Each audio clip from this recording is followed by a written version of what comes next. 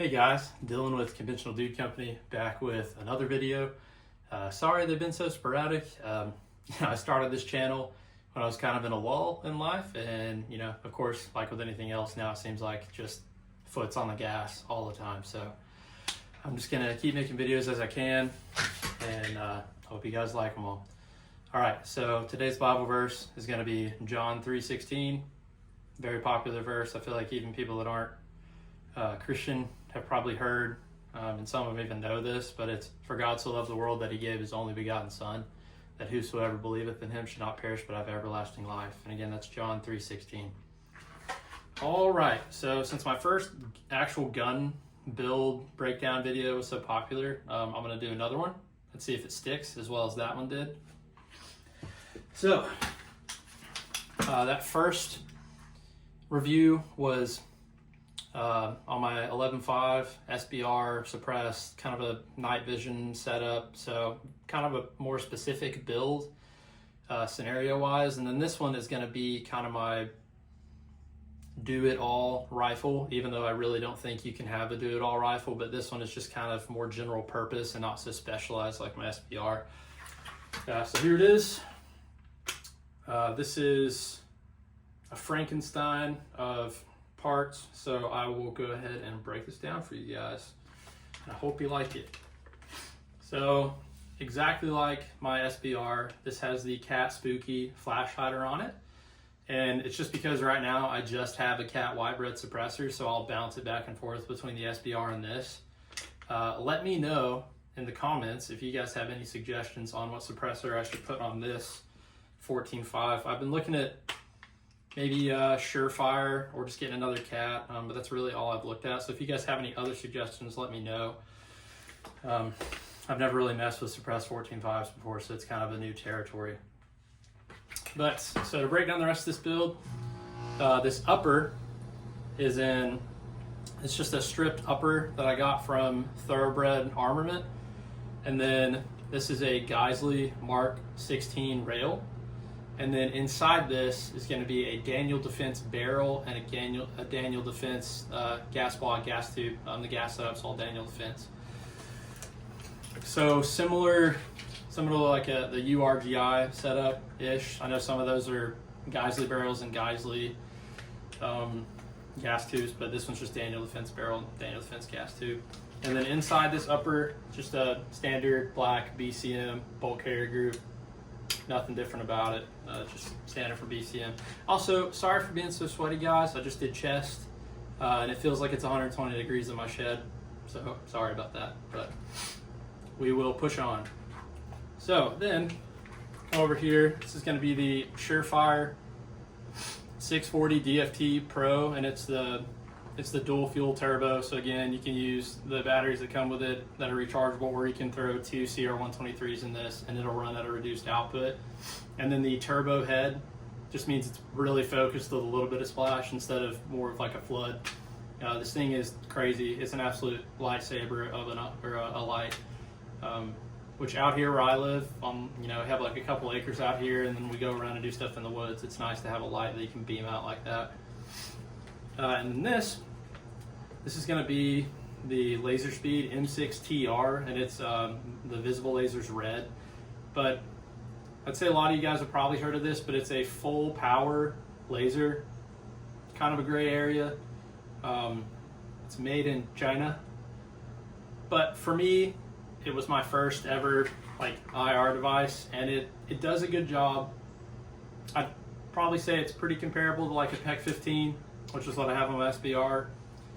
It's light, it's all metal, it's got good battery life, laser and illuminator are good. The only gripe I have with it, guys, is this is a crane port for so you can use a pressure switch, and I initially had a pressure switch on this, and the crane plug was in the port, and it rotated maybe 90 degrees during like a range day, and it made the port inoperable, and I would have to mail it back to LaserSpeed and let them warranty it. And I just haven't, because the way I have it set up, I can easily reach it with my thumb, so I've just been doing that and then running my light without a pressure switch as well. And then just up front, you got the backup iron sights. They're Magpul Imbuus Pros. They're just good metal iron sights. This is going to be that same sling retention I had on my last rifle. It's from Sub Rev Tech, and it just bungees around your sling. All right, so now get to the bread and butter of this thing. The thing everyone seems to care about, the optic setup. So this is a Primary Arms PLXC Nova. So it's a 1 to 8 power second focal plane optic. So second focal plane just means that as you're adjusting through your magnification, the size of the sight, or the size of the objective in the lens, is not changing. It stays the same size. And so what that does mean is that technically your holds are only correct at the lowest power and the highest power. But the funny thing is you have an LPVO. Most of the time you're either running it on the lowest power or the highest power. But it's been fine for what I've used it for, guys. Even if you're on like 6 instead of 8, it's still fairly accurate. It's not that big of a difference, but just that's a difference to be noted between this and like a first focal plane.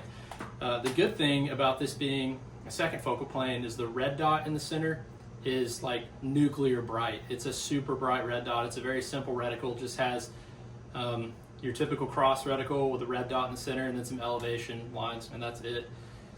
It's been good. It's held up so far. I really have been a Vortex Razor fanboy for a long time. I love razors, but this thing came out and I just wanted to try it. It's just, 2 more magnification and then good battery life, and it's also really light. I should have looked it up and wrote it down, guys, but I want to say this optic itself runs at about 18 or 19 ounces. And this optic, if I just had this optic in just the ScalarWorks mount without the red dot on the side, it's a little less or about the same as an EOTech with a magnifier. So it's really not heavy at all, guys. And then, like I said, this is going to be a ScalarWorks Leap mount. It sits at 1.93. That's where the optic height is. So it's a little higher than lower 1/3, and it lets it clear my IR device, and it also just kind of gives you a little bit more heads up, but not too crazy like a night vision gun would be. I like it. This is the updated ScalarWorks, so it's got more, it's stronger where the mount is. These have a history of breaking, typically on like scars and stuff like that, but they updated it and added more connectors here to make it stronger. So then on the side of this, I have a ScalarWorks Leap that just mounts, it's a ScalarWorks Kick that just mounts right to the Leap. And sitting on that is an Aimpoint T2.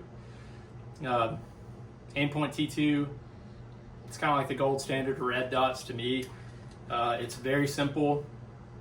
It doesn't have different reticles or anything like that. It's just one dot, you adjust the brightness, and if you leave it on, I want to say setting 8, the battery will last for almost 5 years or 50,000 hours. I typically change my batteries like every year, every 2 years around like Christmas time. Just do it all at once, but it'll last 5 years if you leave it on that lower setting. And this, just small stuff on the Aimpoint, it's got the battery cap, or not battery caps, it's got the adjustment knobs from Ford Control Designs. They just make it a little bit easier and quicker to make adjustments to your optic. And then it's got a Gucci battery cap. It's got a Knights Armament dual battery cap, which if you know, you know. It's just a thing. I don't know why. These things are really expensive for no reason, just because they're cool. But I got really lucky, found a dude selling one on eBay for pretty cheap, so I bought it. All right, so close that up. It's an FCD cover, the dust cover. It's an FCD mag release. This lower, guys, is just going to be from Predator Arms Custom Shop. It was a shop that used to be in Knoxville, Tennessee. They're out of business now, so if you know, you know. But they made pretty cool stuff. But like I said, they're not around anymore. So all the parts in this, except for those I just listed, are pretty much just going to be Predator Arms Custom Shop. Even the trigger is Predator Arms, and it really just feels like a maybe slightly polished mil spec. It's nothing crazy, similar to like a Geisley trigger. And then I do have the Ford Control Designs 45-degree throw ambi-safety, so you can see to go from safe to fire is that. So instead of having to go the full 90, it's just 45, and that's it. All right, so then I got B5 stock and grip, just like on my SBR, and then these are the ones that are They have the laser etching from Matt Gore Customs, so that topo design. I just like it. I think it looks good. And then a Geisley Airborne charging handle. Pretty robust charging handle. Honestly, when I first started building ARs, this was like the most recommended one, so I've just put it in pretty much every AR I've had just because I like the way it feels, but that it doesn't stick out too much to like grab on your plate carrier and stuff like that.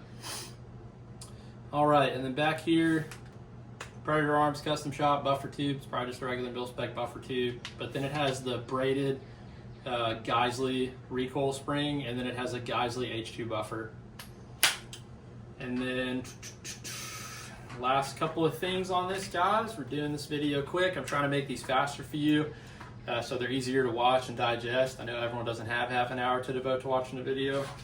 So last couple of things, we have a Samson Manufacturing. This is their full-size grip. So it's like an old school broom handle, almost like those old Knights Armament grips. I like the look of it on this. I usually run more of a hand stop, but I like the way this is. And the nice thing about Samson is you can, I don't know if you guys saw it in my other video, but you can unscrew just the grip, and then you can take a Samson hand stop or a different kind of grip, just put it right on there, and you can just leave the mount on there, which is pretty nifty. All right. And then lastly, this is going to be the Faro Concepts Slingster. To me, this is probably the gold standard of slings. I really love this sling. You can make adjustments to the length, the pull. It's got a beefy pull handle, and all the components in this are metal. The only downfall of that is it will scratch up your gun if you actually use it. But hey, to me, it's a gun, so whatever. And then the thing I like about this too is you can adjust the actual pad itself, and the pad has enough to where it really softens, you know, when the rifle's hanging on you, but it's not too much. It's not too much pad. It's like just the right amount of padding. So yeah, that is pretty much it, guys. I'm gonna thinking, just making sure I didn't miss anything. But yeah, so this is my 14.5. Let me know in the comments, guys, your opinion. Do you think that you can build one rifle to do everything? Or, like, my opinion is that, you know, I kind of have this that hits a lot of boxes, but then more specifically, you know, I have my SBR.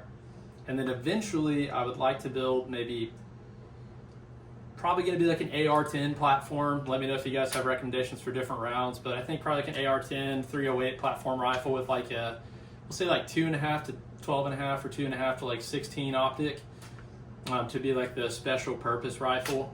And then so I'd have that, this 14.5, and then my 11.5, and then I'd probably be done on ARs for a little while. You know, you're never truly done. So guys, I appreciate all the support. Thank you for watching these videos. I really hope you like the build. If you have any suggestions or any ideas, let me know. Again, I really appreciate the support. Thank you, guys. Have a good one. Bye.